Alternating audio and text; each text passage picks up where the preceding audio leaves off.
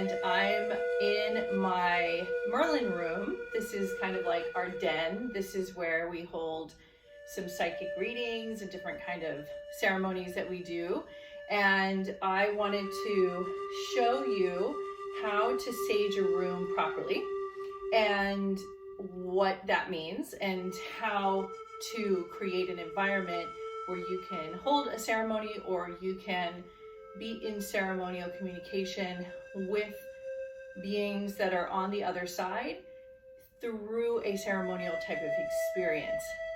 So the first thing we're going to do is you're going to find you some sage. This sage has been used many times. I just use a little bit at a time. You really don't need to do more than that. So what I do when I light sage, I usually like to have it in an abalone shell.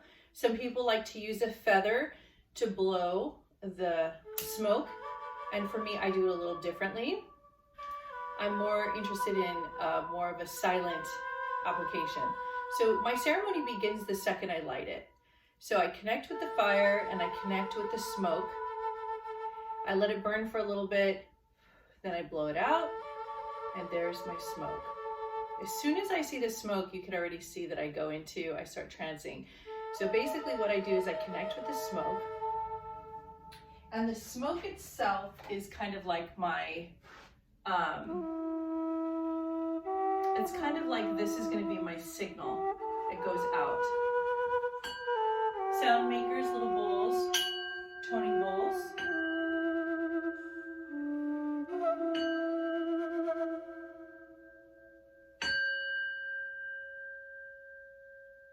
You can see the resonance and the vibration that makes. So what I do is when I light the sage, I'm very aware of why I'm lighting it. So in this case, I'm lighting it to demonstrate, but normally what I would be doing is I would be asking myself and asking the guides to help me to connect to the energies that I'm looking to connect to. So let's say we want to cleanse our room. This is the energies we want to connect to. So what I would do in this case is I would go through the room and I would feel where it would feel heavy, stagnant, or light. And I would hold it up like this, like a torch. So in this case, this room is totally cleansed, but I'm just gonna say that maybe it's not. There's been a lot of people in here, maybe some arguments, some crying, some releasing, whatever was in here prior, leaving its energetic footprint. I want to clean that. So the first thing I'm going to do is I hold it up like this, and I'm going to start walking through the four corners of the room. So I hold it up here, go up to the corners, and while it's up here, I'm also saying a silent prayer to myself that this room is being cleansed. My intentionality is everything. So how I feel inside, my intention about what I want for this room is what's going to come forward. So in this case, I want to create peace and harmony and equal balance in this room. So as I breathe in and breathe out, and breathe in and breathe out, I'm also releasing any energetic debris or any type of leftover stagnation that I feel that could be in this room. Just light a little bit more. Some people like to build an inferno of smoke. I don't really need to do that. So for me, a simple stream is enough. There you go.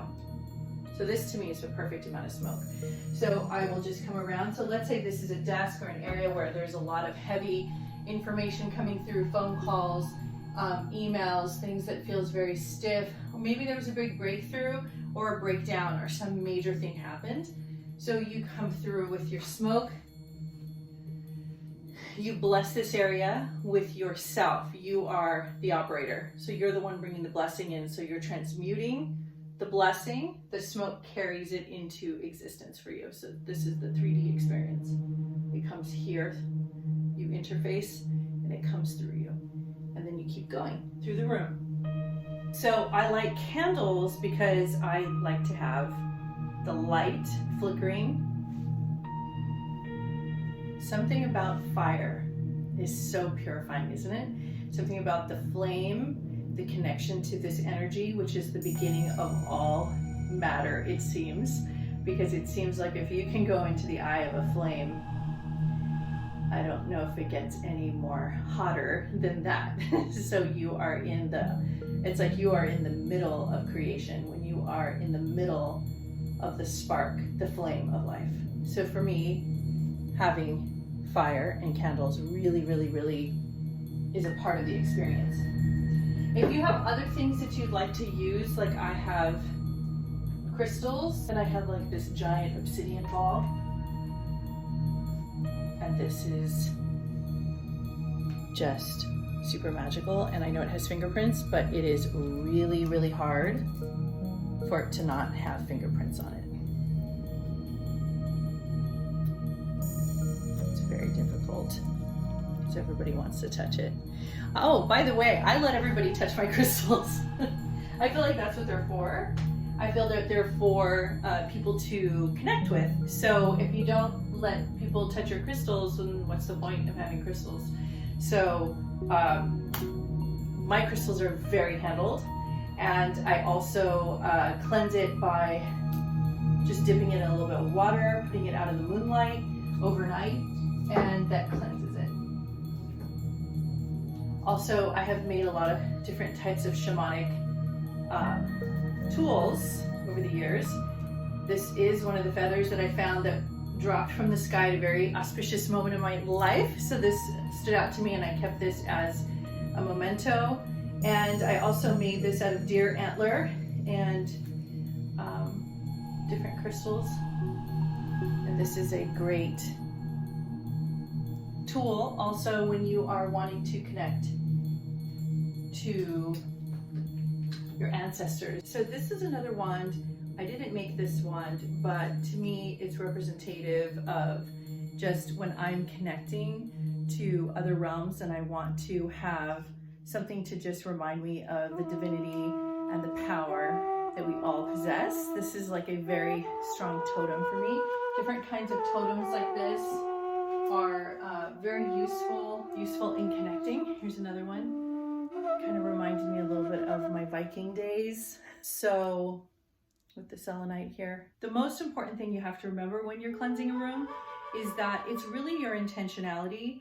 It's really your peace of mind, and it's your intentionality that's actually cleansing the room. It's not necessarily the tool, but the tool is it can be your access. So your tool is your access. So in this case, this is our tool, but the tool itself is only aiding and helping you to cleanse, because your intentionality is what's going to be carrying through the order or the command that you are going to be doing. So when you cleanse a room, it's basically you are bringing your energy, your truth, your light, the way you feel about life, the way you feel about love, your purity, your honesty, everything that you desire for others, you're bringing that to the room. There's times that you can feel dark energy in a room and it can feel really off-putting and intimidating, but you can also clean rooms like that and you don't have to worry about anything. So nothing's going to get on you and you're not going to be attacked. You're basically a flashlight, you're a globe, you're coming in yourself, a beacon of light, and so whatever you bring is what is going to be emanated out of you. So you are not actually taking on anything. You don't have to worry about that. The only time that you can feel that is if you believe that that is what could happen. You are susceptible to it, and that's because you don't believe in the power of your divinity, your light, and your love that you bring. So you have questions and doubts in that, and that's the only way that you'll ever get that experience. The only time I really need to sage is only if I feel a lot of debris has occurred. Only if I feel people have been clearing a lot of things out of their system, they've been going through a lot, the air is stagnant, the energy is stagnant, it doesn't feel fresh. That's the only time that I'll sage. Some people can't handle the smoke from sage, so you can buy these little tinctures, these little oils that are sage oil, and you can spray it. It's just as good, and some have really great essential blends. You can find those online. Also, there's different kinds of sage. It's not just one type of sage. There's white sage. Boy, there's so many, I don't even know all the names. And also some people make these really cool sages that have dried flowers and all these different you know, really fun things that you can burn.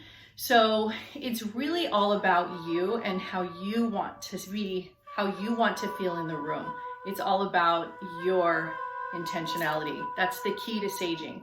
So there's no right or wrong way to sage unless you don't believe in what you're doing. And then that's the only time that it's not going to quote unquote work. Although the sage itself is a purification because the smoke does move energy around. So that is doing something, but your intentionality is what is going to be carrying through. At the end of the day, cleansing and purification is an announcement that you're making that you have arrived into that room and that room belongs to you. And if you see yourself as God and light and love, then you are announcing and bringing in light and love and God into that area. And that means you're raising the vibration of the space and you are cleansing it. So in a way, you become the ritual. You yourself are the shaman and you're bringing in a ritualistic experience. So there's no set way. Some people repeat mantras. You can do that in the beginning if you really don't know what to say. You can repeat different kinds of mantras. But for me personally, all I have to do is just go in and I close my eyes and I go into my truth. And my truth is that I love my home and I love this space and I love the people in it and I love the people that I'm helping. And so if I go to someone else's home, it's the same thing. I bring in the energy of light and love to that place. And so therefore it works. And people always feel a difference and people come in and really are like amazed at how fresh and energized the room feels. So I hope this brought some clarity and some understanding to how to sage and cleanse a room. It's not as hard as you think, and there are many, many ways you can do it. There's many shamans and many other healers that can show you the ways that they do it. I tend to go with the simplest route and the easiest route because that's kind of my personality. So I can't do things that are too complicated and too heavily ritualistic because it's exhausting, honestly. It's just exhausting. And I'm doing so much in the world and I'm caring for so many people and there's so much I'm doing that I try to streamline whenever possible. So everything I do, I try to keep it as simple and as easy to understand, easy to follow as possible to get the point across so it's effective in the most profound way, and then just kind of leave it at that. So I hope this worked for you. So if you have any other questions and you have anything you would like me to answer for you, please just leave it in the comments below and I'll be glad to do that. And here's my Tibetan toning bowl and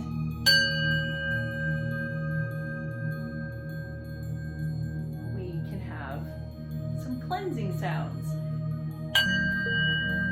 You can also cleanse with sound.